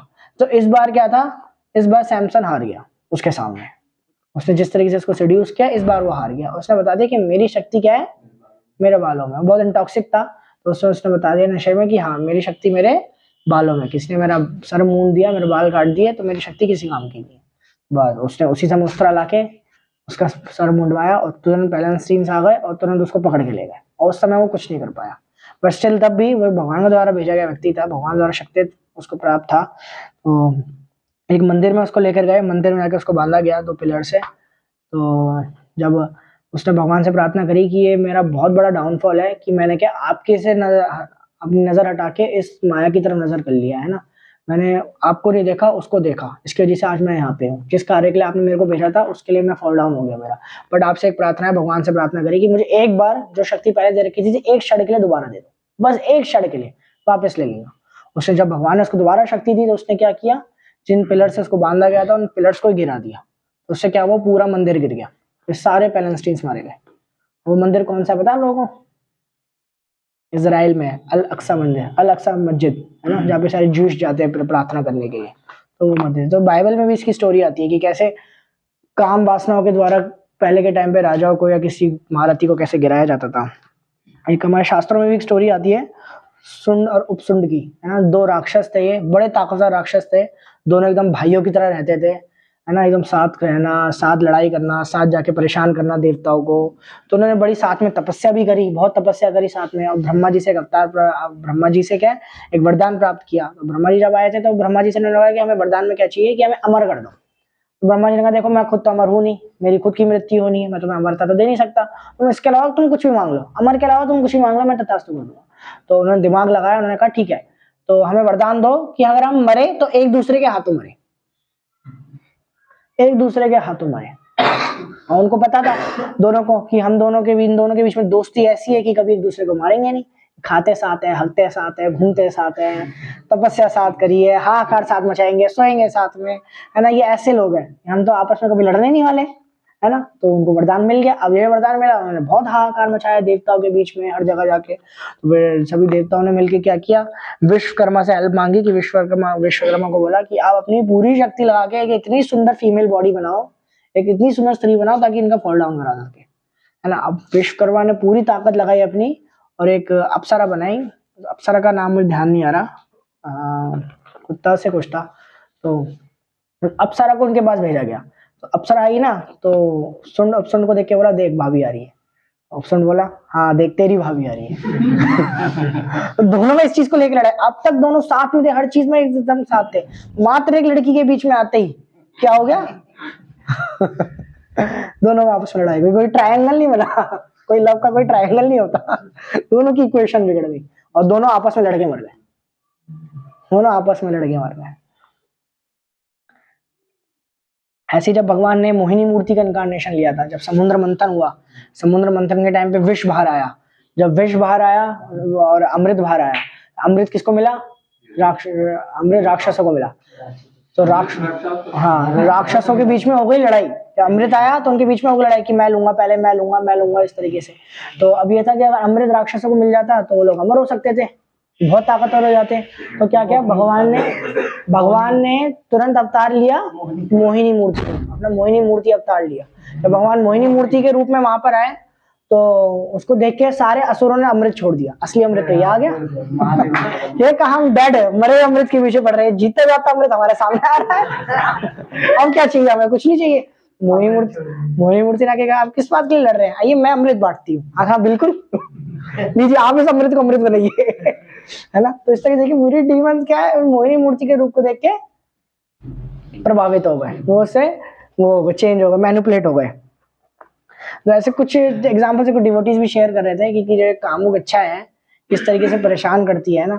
अभी भी आज के टाइम पे भी देखो हर किसी को अर्जेस आती है, हर किसी को प्रोवोकेशन आती है ना, क्योंकि पूरा हम देखेंगे हमारा न्यूज़पेपर या हमारे बिल बोर्ड्स या यूट्यूब या हमारा सोशल मीडिया एक ही चीज प्रमोट कर रहा है ना, सेक्स को हर कोई इसी को प्रमोट कर रहा है। तो बड़ा नॉर्मल है कि हम अपनी आंखों से गलत चीज देख रहे हैं, हम कानों से गलत चीज सुन रहे हैं, तो अंदर ये चीज स्टोर होगी अंदर स्टोर होगी तो हमें भी बोलेगी तू भी कर, हमारा मन हमको बोलेगा तू भी कर, है ना। यहाँ मौका ढूंढ, वहां मौका ढूंढ, कहीं ना कहीं मौका ढूंढ, है ना। कहीं तो सेटिंग कर, कहीं नहीं हो रही तेरी कहीं नहीं हो रही, कहीं तो जा। मन क्या अधीन है, मन जहाँ बनाए वहीं है ना, कहीं ना ऐसा कर, कंट्रोल नहीं। तो ये चीज हमें भी प्रोवोकेशन करती है। बट ये चीज क्या है, एक और बिजनेस इंडिया में बना रही है। वो कौन सा बिजनेस है जो लोगों को इस चीज से एक सेक्स की तरफ अट्रैक्ट कर रही है। लोग फ्री का सेक्स तो मिल नहीं पा रहा लोगों को, तो एक बिजनेस और कौन सा बढ़ रहा है, प्रोस्टिट्यूशन का, है ना। प्रोस्टिट्यूशन रैकेट बहुत बढ़ रहा है। जब मैंने प्रोस्टिट्यूशन रैकेट्स के बारे में देखा था, हमारे जीबी रोड पे अराउंड करीब 13,000 सेक्स वर्कर्स हैं। तो मैंने बहुत सारे सेक्स वर्कर जो प्रोस्टिट्यूट्स वहाँ पे फंसी हुई है ना, उनके इंटरव्यूज भी देखे। तो उसमें एक प्रोस्टिट्यूट बोलना नहीं चाहिए, वो एक स्त्री शेयर कर रही थी कि कैसे जब वो 4 साल की थी तब उसको याद भी नहीं, बस उसको इतना याद है तो स्कूल से आते टाइम उसको एक आंटी मिली थी। उन आंटी ने मेरे को कुछ खाने के लिए दिया था और मुझे अपने संग लेकर गई थी। फिर उसके बाद मुझे कुछ याद नहीं है, मेरा घर कहाँ है। मैं जब से 4 साल की उम्र से मैं यहीं फंसी हुई। मैं यहाँ से भागने की भी सोचती तो भाग के जाऊंगी, मुझे घर याद हो तो मैं घर जाऊँ, ऐसे सोचिए। ऐसी जो इंडिया की सबसे बड़ी ये रेड लाइट है जिसपे सेक्स वर्कर्स हैं, वो है मेरे ख्याल से वो है वेस्ट बंगाल में सारागाची, वहाँ भी 12-13 हज़ार है, 12-13 हज़ार सेक्स वर्कर्स है एक ही रेड लाइट में। सोचिए किस स्थिति में वहाँ पे रह रहे हैं। कोई अपनी मर्जी से सेक्स वर्कर नहीं बनता, कोई अपनी मर्जी से प्रोस्टिट्यूट नहीं बनता इंडिया में। तो मैंने देखा बांग्लादेश में एक बहुत बड़ी सेक्स मार्केट है ना, जहाँ पे कई लड़कियाँ फंसी हुई हैं। इंडिया में तो नेपाल से, बांग्लादेश से, यहाँ से लड़कियों को बुलाया जाता है, यहाँ से और छोटे छोटे गाँव से लड़कियों को किडनैप किया जाता है, छोटी छोटी बच्चियों को किडनैप किया जाता है, फिर उनको इंजेक्शन देकर उनके शरीर को बड़ा किया जाता है। तो एक ना जो एक कस्टमर था जो उस प्रोस्टिट्यूशन में जाता था उस यहाँ पे रेड लाइट पे, उसका इंटरव्यू भी देखा, तो वो शेयर कर रहा था कि मेरे लिए तो नॉर्मल है कि मेरी जॉब रहती है, मैं इस तरह से काम करता था। कुछ वेंडर था, स्ट्रीट वेंडर था, वो इस तरीके से काम करता था। कहता मुझे हफ्ते में वहाँ जाना होता है, हर सैटरडे नाइट को मैं वहाँ जाता ही जाता हूँ। तो जो रिपोर्टर थी वो उसे पूछ रही थी, तो उसने बोला कि मैं प्रेफर करता हूँ कि मुझे अगर कोई चाहिए अपनी सेक्स सेटिस्फाई करने के लिए तो 12-13 साल की लड़की चाहिए। तो उसने मुझे आपके घर में बहन है? कह रही हाँ है। कितनी साल की है? 11 साल की है। तो आप जब किसी ऐसी 12-13 साल की लड़की के संग गलत काम कर रहे होते हो तब आपको ध्यान नहीं था कि आपकी 11 साल की आपकी बहन भी है? तो कह रहा है जब मैं कर रहा होता ना मुझे कुछ होश नहीं रहना, बस मुझे करना है, बस मुझे करना है। वही आपने उस रिपोर्ट ने बड़े उससे पूछा उससे कि आपको खुद ख्याल नहीं आता जब आप 12-13 साल की लड़की को अभी तो होश में हो, अभी भी आप कह रहे हो कि मैं प्रेफर करता हूँ 12-13 साल की लड़की। कह रहे देखो मुझे अपने एंजॉयमेंट से मतलब है, मुझे एंजॉयमेंट मिल रहा है। सॉरी, सारी चीजें बेच रखी हैं तो होगा क्या? जो भी है ना, तो ये इतना डेंजरस चीज है। ये हम इसको बहुत लाइटली लेते हुए आए हैं, अब तक बहुत लाइटली लेते हुए आए हैं, है ना। ठीक है, यूट्यूब पे वीडियो आ रही है, देख लिए, है ना। हम लोग ना टाइम पास करने के लिए क्या आजकल टाइम पास करने के लिए क्या करते हैं, वीडियोस ही शेयर की जाती है ना। वीडियो यूट्यूब पे वीडियो देखी जाती है, शॉर्ट्स देखे जाते हैं। अब शॉर्ट्स हर जगह किसी को व्यूज चाहिए, पैसा कमाना है। मेन चीज क्या है? पैसा कमाना है। पॉर्न इंडस्ट्री या फिर ये प्रोस्टिट्यूट इंडस्ट्री ये बढ़ रही है किसके लिए? पैसा कमाने के लिए। अब सही है, देखो अब कोई नॉर्मल सीधी सादी वीडियो डाल रहा है तो उसके कितने व्यूज आ रहे हैं? 100, 200, 1000 व्यूज आ रहे हैं। किसी ने थंबनेल में लड़की डाल दी, है ना, उसके कंटेंट में एडल्ट कंटेंट आ गया तो उसके मिलियंस में व्यूज आ रहे हैं, पैसा बहुत आ रहा है। तो लोग क्यों नहीं करेंगे फिर? उनको क्या मतलब है किसी और से, कोई और क्या प्रोवोक हो रहा है, किसी और के बारे में क्या मिस इंटरप्रिटेशन जा रहा है ना। उनको उससे मतलब, जिनको किससे मतलब है? अपने पैसे से मतलब। लोग पैसे के पीछे इतने ज्यादा पागल हो गए कि इस इंडस्ट्री को इतना ज्यादा प्रमोट कर रहे हैं। प्रभु जी इसमें कुछ फैमिली भी सपोर्ट कर रही है। जैसे कुछ लड़कियां हैं मतलब जैसे बनाती हैं, उनके फैमिली भी कुछ सपोर्ट करते हैं। पैसा चाहिए, पैसे के लिए पैसा चाहिए, पैसा चाहिए। पैसा करवाता क्यों नहीं करवाता? पैसा करवाता इस समय किसी को मेहनत नहीं करना पड़ेगा, बिल्कुल। पैसा आना, पैसे से मतलब अंधे हो गए। हाँ जो सत्य है भाई सत्य है। और कोई तो नाम कमाने के लिए भी हम फोटो अपना दिखाना चाहते हैं। जो सत्य है, फेम है, फेम चाहिए, वेल्थ चाहिए, है ना, पैसा चाहिए, है ना। बट इन लोगों की लाइफ भी बड़ी खतरनाक होती है। मतलब ऐसा नहीं है कि ये स्क्रीन पे जैसा है ना कि रियल लाइफ भी ऐसी होगी। जैसे कुछ साल पहले एक बड़ी एक्ट्रेस ने सुसाइड कर ली थी, प्रत्यूषा, नाम सुना होगा आपने। बालिका वधू में आती थी, है ना। बालिका वधू बड़ा फेमस नाटक था, उसने सुसाइड करी थी।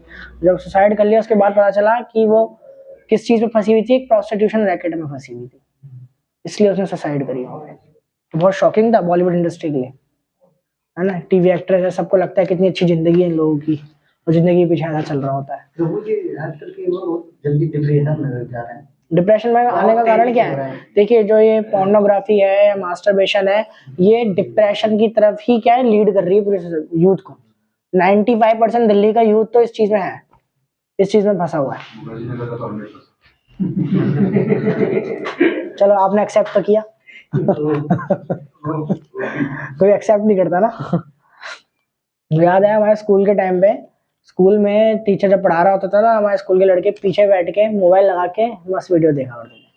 टीचर को भी पता है पर टीचर को मतलब नहीं, करने दो उनको करना।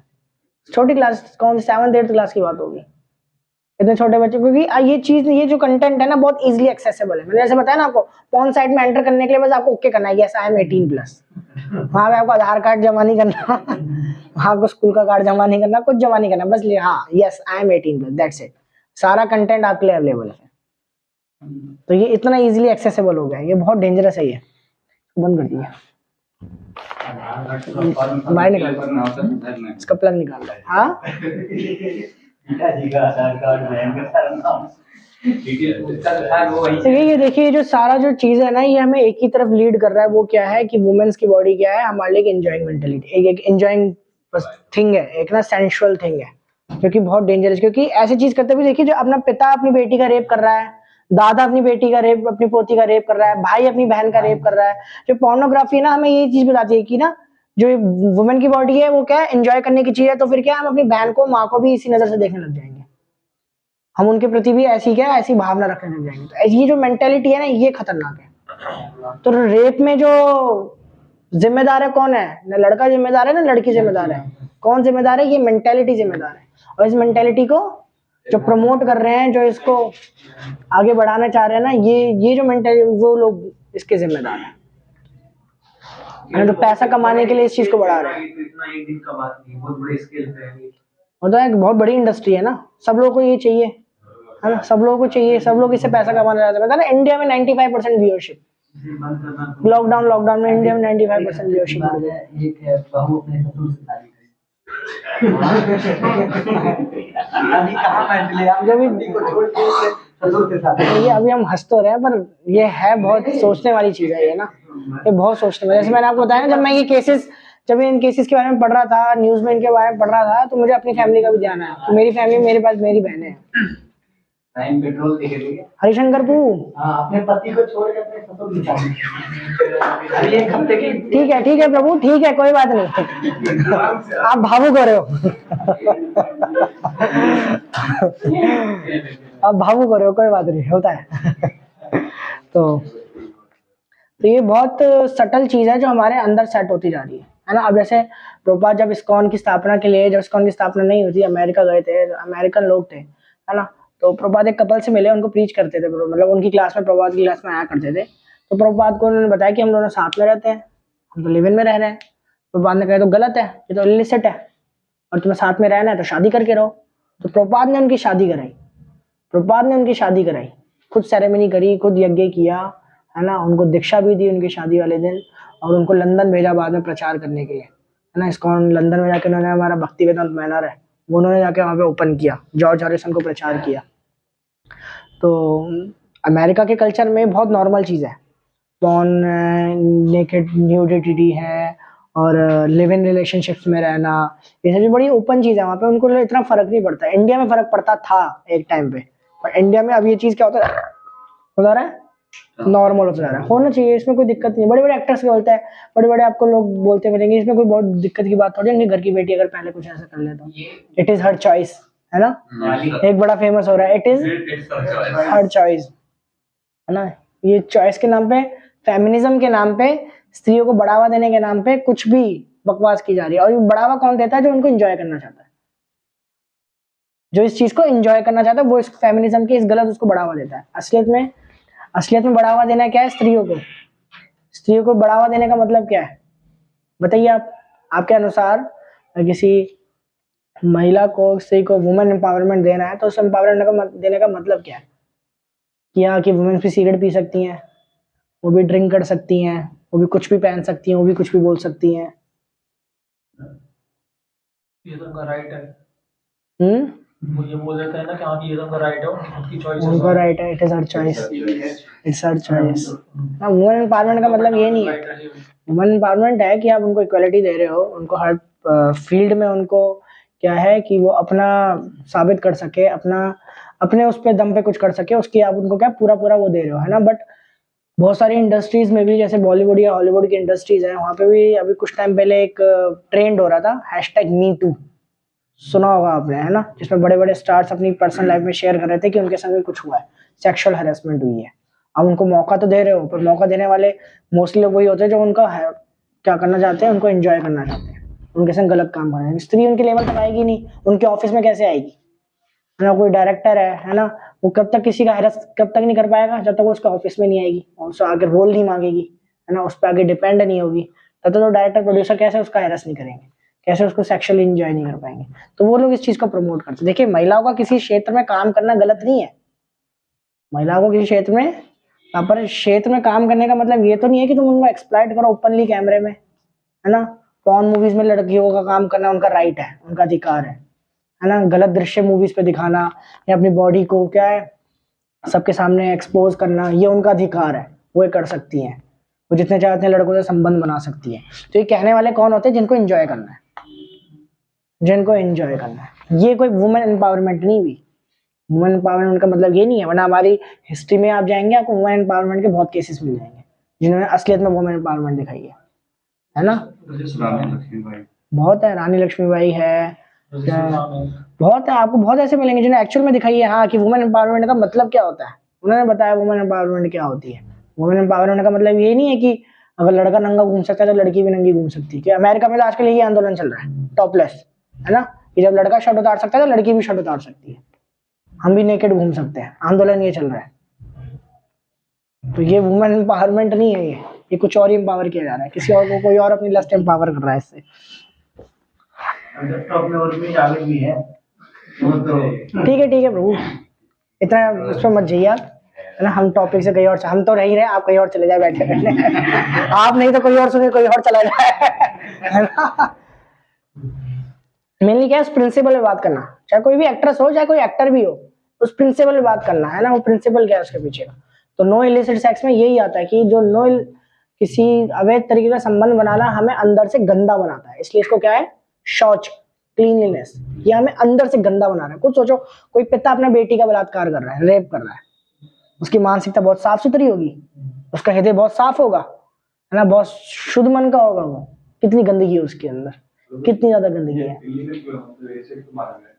इसको इलिसिट क्यों माना गया? Before marriage. बेसिकली शास्त्रों में सेक्स को लीगल, भगवान गीता में भी कह रहे हैं कि जो शास्त्रों के मुताबिक किया गया काम है वो मैं हूँ, भगवान खुद को बता रहे हैं। तो शास्त्रों में बताया गया है अगर आपको किसी के संग सेक्सुअल एंगेज होना है तो उसका रीजन होना चाहिए कि आपको रिप्रोडक्शन करना है, आपको बच्चा चाहिए बस। इसके अलावा अगर आप किसी भी सेक्सुअली एंगेज हो रहे हो तो वो किसके लेवल पे आ गया? वो जानवर के लेवल पे आ गया। क्योंकि जब कुत्ता और डॉग और फीमेल डॉग और मेल डॉग जब आपस में एंगेज होते हैं तो वो बच्चे की मेंटालिटी के लिए एंगेज नहीं होते, क्योंकि उनके पिल्ले होते हैं, उनका सीजन ही होता है ब्रीडिंग का। उनके लिए ब्रीडिंग का मतलब है सेक्सुअली एंगेज होना, उनको बच्चों से मतलब नहीं होता, बच्चे तो बाद में होते हैं। ऐसे इंसान है, अगर कोई शादी से पहले ऐसी किसी सेक्सुअल एक्टिविटी में एंगेज हो रहा है तो उसकी मेंटालिटी है, उसका मोटिव क्या है?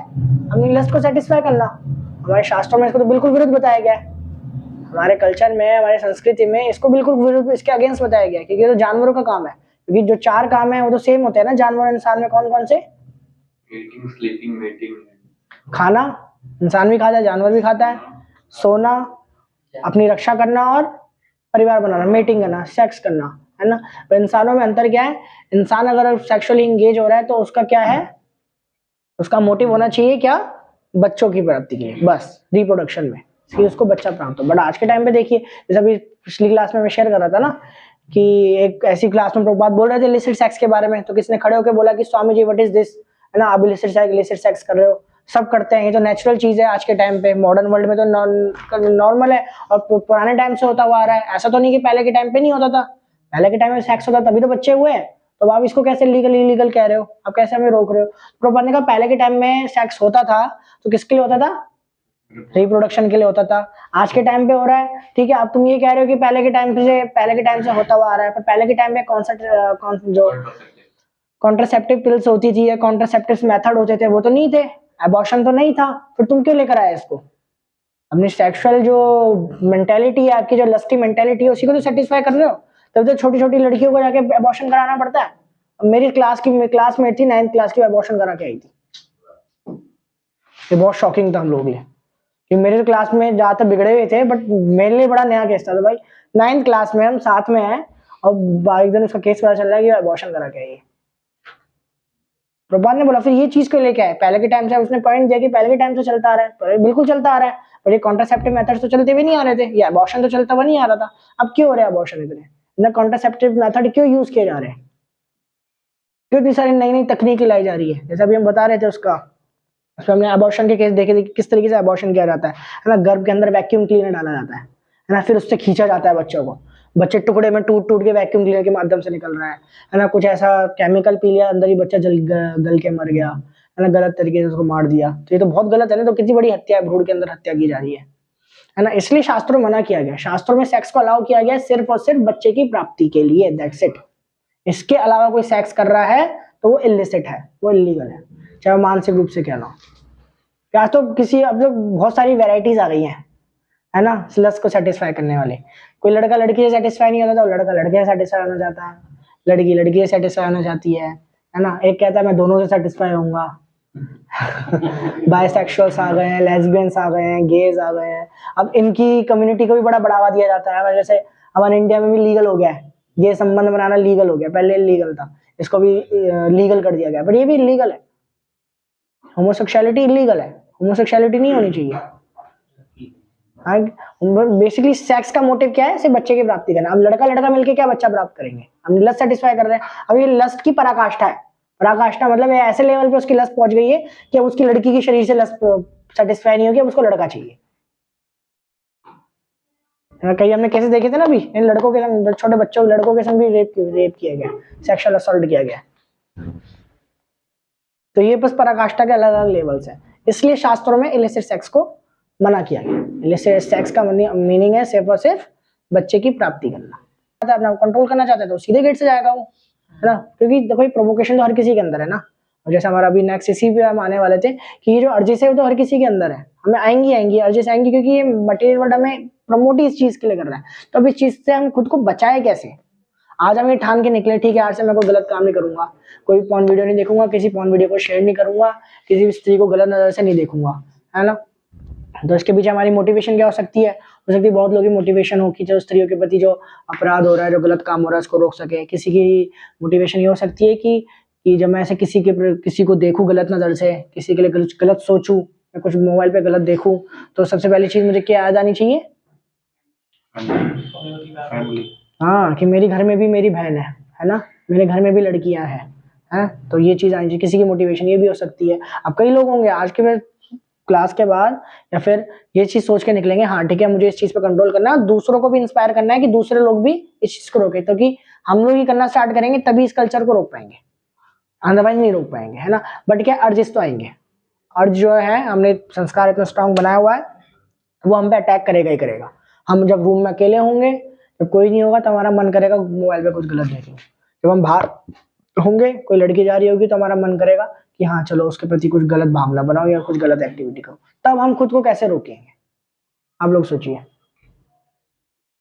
उस समय हम अपने आप को कैसे रोक पाएंगे? क्योंकि होता है इवन कई लोग होते हैं मास्टरबेशन की प्रैक्टिस से, उस एडिक्शन से इतना ज्यादा परेशान हो चुके होते हैं, वो लोग खुद ही ट्राई करते हैं, यूट्यूब पे वीडियोस देखेंगे कि हाँ किस तरीके से मैं अपने आप को इस चीज से, आदत से बाहर निकालूं, है ना, कैसे अपने आप को बचाऊं इस चीज से, बट तब भी नहीं बचा पाते। बार बार वही चीज बार बार दिमाग में आ रही है, बार बार उसी एक्टिविटी को कर रहे हैं, है ना। क्योंकि जब काम वासना दिमाग पे जब हावी होती है तब कुछ समझ में नहीं आता, तब वो व्यक्ति क्या है कर देता है कुछ भी हो, है ना। जब गुस्सा और काम वासना, जब क्रोध और काम, जब इनका प्रभाव हमारे पड़ता है तो हमारी बुद्धि क्या पूरी कवर हो जाती है।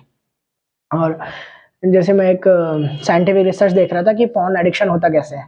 तो जब व्यक्ति पॉर्न मूवी देखता है तो क्या होता है, उसके माइंड को ना एक वो उसका ना डोपामिन तो रिलीज होता ही है, साथ में उसको ना एक वो चीज, एक हैबिट क्रिएट हो जाती है, क्योंकि उस समय देखते टाइम हमारा इंटेलिजेंस पूरी कवर हो जाती है ना, उसके बाहर हम कुछ सोच नहीं पाते, है ना। क्योंकि अभी हम बैठे हुए हैं ना, हमारा माइंड सिर्फ यहाँ पे नहीं है, हमारा माइंड बहुत जगह अभी भी घूम रहा है, अभी बहुत जगह जा रहा है।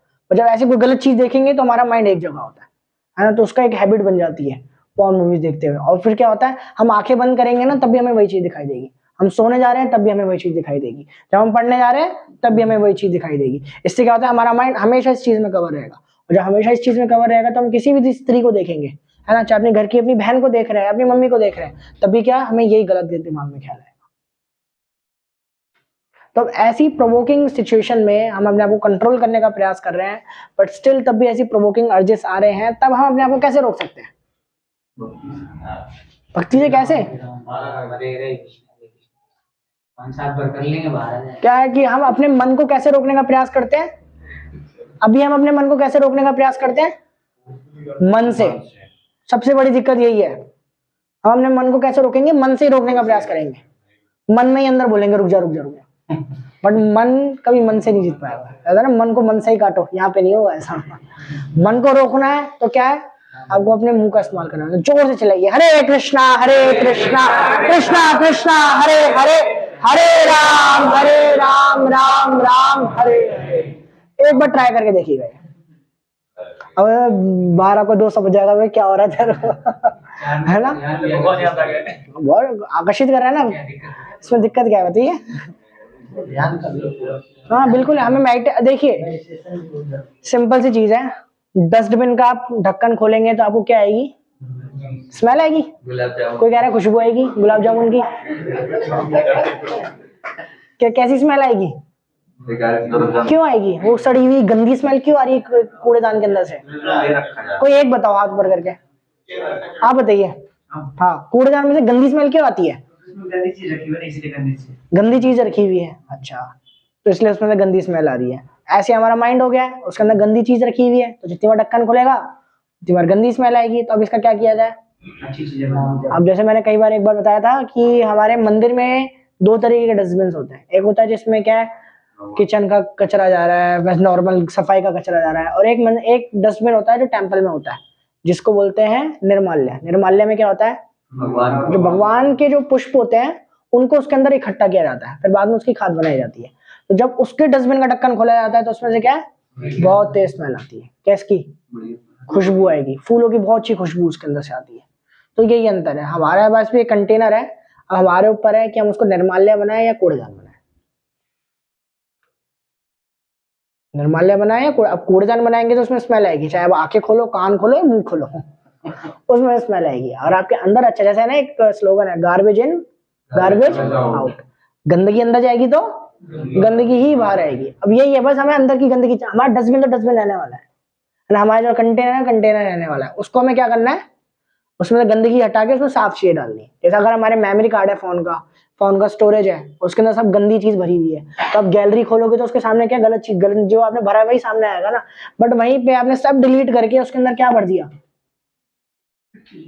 क्या अच्छा चीज भर दिया, अच्छा कंटेंट डाल दिया उसके अंदर, अच्छे फोटोज डाल दी, अच्छी वीडियोस डाल दी। जब भी आप गैलरी खोलोगे तो आपके सामने अच्छी अच्छी चीजें आएंगी। अब ये चीज हमारे ऊपर ही है कि हम क्या अपने मेमोरी कार्ड में, अपने स्टोरेज में हम क्या डालना चाहते हैं। बहुत गंदी चीज डल चुकी है पर इसको डिलीट करना पॉसिबल है, ऐसा नहीं इम्पॉसिबल, बिल्कुल पॉसिबल है, बिल्कुल पॉसिबल है इसको करना। गंदी चीज तो इंद्रियों से न जाती है सब। हाँ बिल्कुल है, आंखों से जाती है, ज्ञान इंद्रिया होती है ना हमारी। ज्ञान इंद्रिया कौन कौन सी होती है हमारी, आंखें, कान, तीसरी नाक, चौथी, पांचवी स्किन, है ना। इससे क्या होता है, हम ज्ञान एक्यूमुलेट करते हैं, ज्ञान अर्जित करते हैं। तो एक बार एक डिवोटी शेयर कर रहे थे, मतलब काफी टाइम पहले की बात है, वो बता रहे थे कि ना वो जो भक्ति में नए नए आए थे, तो एक बार वो बस में ट्रैवल कर रहे थे, तो बस में ना भीड़ बहुत ज्यादा थी, तो वो खड़े होकर ट्रैवल कर रहे थे। एक बस स्टॉप पे बस रुकी, तो एक लड़की बस में चढ़ी, तो अब वो उधर फेस करके खड़े थे, तो लड़की उनके पीछे आके खड़ी हुई, उसने भी और पोल पकड़ा, उन्होंने भी पोल पकड़ा हुआ था। अब जब भी बस कहीं पे बीच में रुकती थी, स्टॉप पाता था, तो दोनों आपस में पीछे से टकराते थे, बार बार आपस में बीच में टकराते थे। डिवोटी के मन में बहुत चल रहा था, नहीं नहीं गलत है गलत है गलत है, मैं इस तरीके से उसको टच करके गलत फील ले रहा हूँ, बहुत गलत है बहुत गलत है, तो मजा आ रहा है गलत है मजा आ रहा है। उन्हें ना बीच में लड़ाई चल रही है, एक संघर्ष चल रहा है। वो कहते हैं जैसे दोनों अलग हुए, ठीक है नहीं गलत है, स्टॉप नहीं आ रहा स्टॉप आएगा उसको एंजॉय करेंगे, नहीं गलत है मजा आ रहा है, नहीं गलत है मजा आ रहा है। फिर उन्होंने कहा यार एक बार पीछे देखता हूँ, उन्होंने हिम्मत करके पीछे देखा तो एक आदमी खड़ा था और लड़की नीचे बैठी हुई थी इस चेयर में।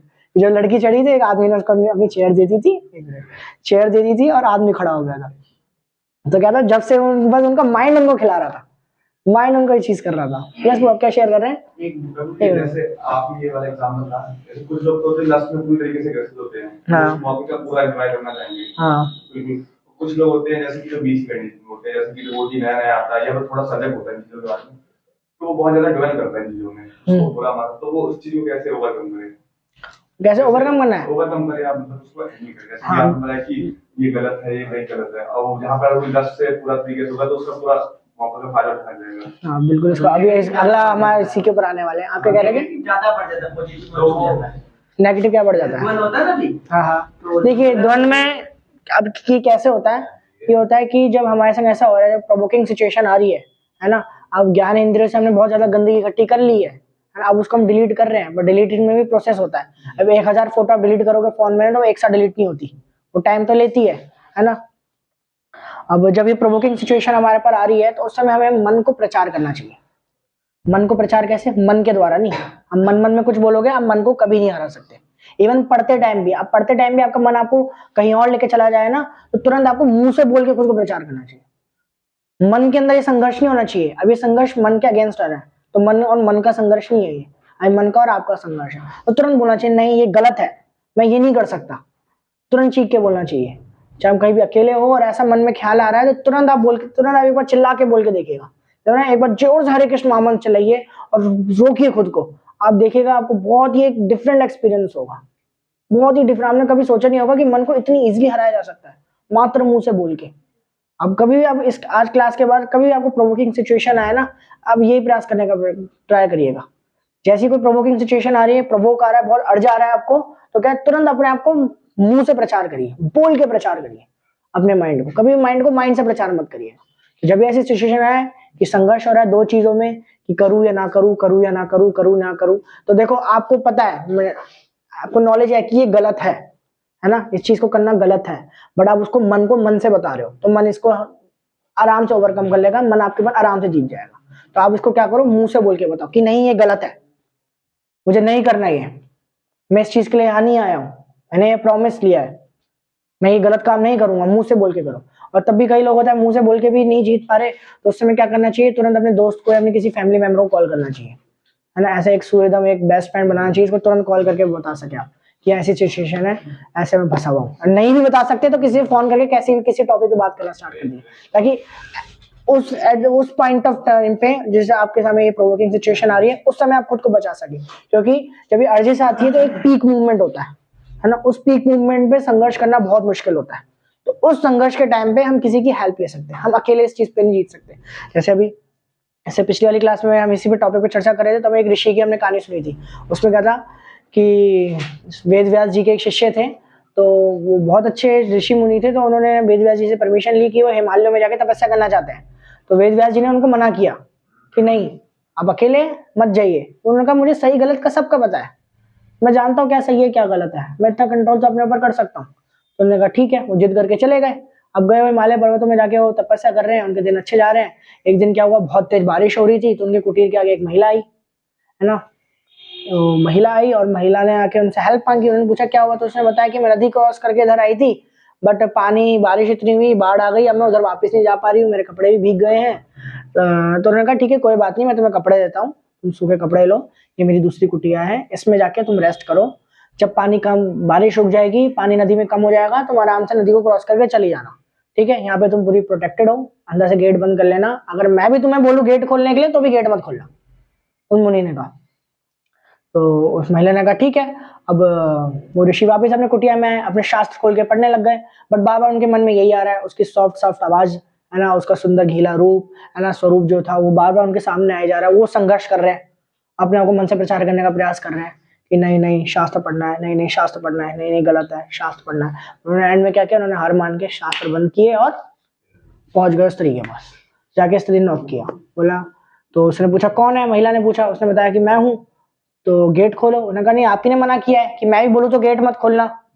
तो उन्होंने बोला कि अब मैं ही तो कह रहा हूँ गेट खोलो, नहीं मैं गेट नहीं खोलूंगी, उसमें तुम्हें गेट खोलना पड़ेगा, ये मेरी कुटिया है, मैंने तुम्हें बुलाया है ना, मैंने तुम्हें इसके अंदर रखा है और तुम मेरी बात नहीं मान रही। तो उसने कहा, स्त्री ने बोला कि मुझे आपके इरादे ठीक नहीं लग रहे, तो मैं गेट नहीं खोलूंगी। तो गेट पीटने लग गए कि गेट खोलो।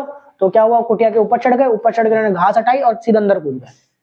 और वो महिला ने देखा तो अंदर कूद गई, ये अभी इतने बड़े साधु संत थे, बन रहे थे और इतनी वो दिखा रहे थे, और अभी इस तरीके से पागल हो रहे हैं। वो गेट खोल के तुरंत स्त्री बाहर भागी, वो ऋषि उसके पीछे भाग रहे हैं, स्त्री आगे भाग रही है। ऋषि जाके उनको तुरंत जल्दी से पकड़ लिया, उनको हाथ पकड़ के उनको तुरंत आलिंगन कर लिया, उनको गले से लगा लिया। और इतने में उनको आवाज आई वेद व्यास जी की, और वेद व्यास जी उनसे कह रहे हैं और कैसा लग रहा है तुम्हें मेरा स्पर्श। तो उन्होंने देखा वो स्त्री तो वेद व्यास जी बन गए, तो उनको बहुत गिल्टी महसूस हुई। उन्होंने यही कहा, तुम्हें ठीक है, तुम्हें सेल्फ कंट्रोल है, तुम्हें योग तपस्या कर रहे हो, बट तुम क्या संग में नहीं थे किसी के, तुमने अकेले आके, तुमने सोचा तुम अकेले लड़ सकते हो उससे, तो कितने बड़े ऋषि मुनि हो, तुम्हें क्या लगा तुम इससे अकेले लड़ सकते हो, बट ऐसा पॉसिबल नहीं है। इस चीज से भगवान गीता में कह रहे हैं ना, काम और क्रोध क्या है, नित्य वैरिणी है, एक्सटर्नल एनिमी है, तुम कभी इसको अकेले ओवरकम नहीं कर पाओगे, भगवान की इस पे विशेष कृपा चाहिए। और ये चीज आती है जब हम दूसरों की हेल्प लेते हैं। तो ऐसी प्रोवोकिंग सिचुएशन में, अर्जिस के टाइम पे हमें क्या है, हेल्प लेनी चाहिए अपने फ्रेंड्स की, अपने रिलेटिव्स की, अपने डिवोटी सर्कल में अब ऐसे फ्रेंड्स बनेंगे जहाँ पे आप आपस में शेयर कर पाए। देखिए इस चीज़ को शेयर करना ऐसा नहीं कोई शर्म की बात है यार, सामने वाला मेरे को क्या सोचेगा, अबे सामने वाला खुद करता है बेचारा, वो खुद परेशान है ना, सामने वाला खुद परेशान है, उसको खुद मोटिवेशन मिलेगा कि हाँ ये व्यक्ति शेयर कर रहा है, मुझे भी शेयर करना चाहिए, है ना।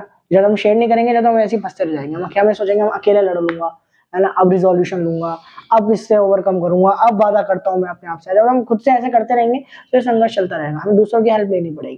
तो हम अपने फ्रेंड से, अपने रिलेटिव से, अपने क्लोज वन से इस चीज को शेयर कर सकते हैं। जो हमें कोई ना कोई आपकी सर्कल में होगा ऐसा जो आपको जज नहीं करता होगा, कोई ना कोई ऐसा फ्रेंड आपका होगा कि जो आपको जज नहीं करता होगा, आप उससे हेल्प ले सकते हैं, है ना। बिल्कुल ऐसा, तभी हमें ऐसा एक सर्कल बनाना चाहिए। तभी इस्कॉन एक डिवोटी केयर की एक फैसिलिटी है जहाँ पे डिवोटीज को, जो लोग नए नए जुड़ते हैं इस्कॉन से, तो उनको एक फैसिलिटेटर, एक मेंटर प्रोवाइड कराया जाता है ना, जिससे क्या है कि डिवोटीज अपनी पर्सनल लाइफ बहुत ज़्यादा शेयर कर सकते हैं, है ना। उनको कोई नुकसान नहीं है उनसे शेयर करना, बल्कि उनको उल्टा एक सॉल्यूशन मिलता है। उनके बहुत सारे डिवोटीज आके मुझसे भी शेयर करते हैं, प्रभु जी ऐसे ऐसे मैंने गलत काम किया, फोन करते थे। मैंने अभी एक डिवोटी का बता रहा था कि जब भी उनको अड़ जाता है ना, वो तुरंत मेरे को कॉल कर देते हैं, और एक दो तीन दिन में उनको मेरे कॉल आती है कि प्रभु जी ऐसी सिचुएशन है, ऐसी अड़ जा रही है ना, मैं स्थिति में, तो प्लीज मेरे को थोड़ी देर मेरे संग बात कर लो। 15-20 मिनट, आधा घंटा उनसे बात करता हूँ, नॉर्मल हो जाते हैं, बस ठीक है। तो ऐसा कोई एक अपना एक मेंटर फैसिलिटेटर आप चूज कर सकते हैं, या एक ऐसा दोस्त अपना आप चूज कर सकते हैं जो आपको इस सिचुएशन में हेल्प करे। अब ऐसा दोस्त मत चूज करना कि बोले चल भाई तेरा मन कर रहा है मैं भी आ रहा हूँ साथ बैठ के देखेंगे, ऐसा फ्रेंड मत चूज करिएगा। इतनी तो हमें भी पता होगा कि हमारे दोस्त कैसे लेवल है ना। एक्चुअली एसोसिएशन में बहुत फर्क पड़ता है ना। नशा करना कोई अगर स्टार्ट कर रहा है, किसी को नशे की लत लगी है, इस गलत चीज में आया है ना, उसको पता चला है इस गलत चीज के बारे में, किसके थ्रू पता चलता है? गलत संघ के बारे में पता चलता है। कोई बचपन से पैदा हुआ है पॉर्न साइट्स को लेके, उसके हाथ पे लिखी हुई है यहाँ पे नहीं ना, कैसे पता चलता है? गलत व्यक्ति का संग किया। अब जो व्यक्ति नशा कर रहा है, कोई बच्चा है स्कूल में नशा करना है, उसने पहली फर्स्ट टाइम ट्राई कर रहा है, तो उसको क्या सिगरेट उसके बैग में निकली पहले से, घर वालों ने लंच बॉक्स में डाल के भेजी? नहीं ना, दोस्तों, गलत दोस्तों के थ्रू उस तक पहुंची ना, गलत दोस्तों के थ्रू उसके पास आई ना। वैसे ही हमें अपने एसोसिएशन को भी बहुत ध्यान रखना है। ऐसे लोगों का एसोसिएशन नहीं करना जो हमें उस सिचुएशन में, उस गलत काम के लिए प्रमोट कर रहे हैं।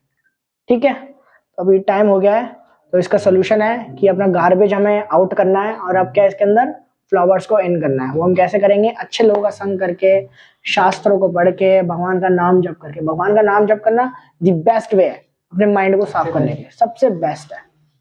आपका मन एकदम शुद्ध साफ हो जाएगा। अभी हम बैठ के अभी 5-6 मिनट चैंटिंग करेंगे, फिर आप देखिएगा 5-6 मिनट की मंत्र मेडिटेशन के बाद, इस भगवान के नाम के जप के बाद हमारी जो मानसिकता होगी ना, एक अलग ही स्काई पे होगी। ठीक है, तो करें एक बार मेडिटेशन करते हैं। ठीक है।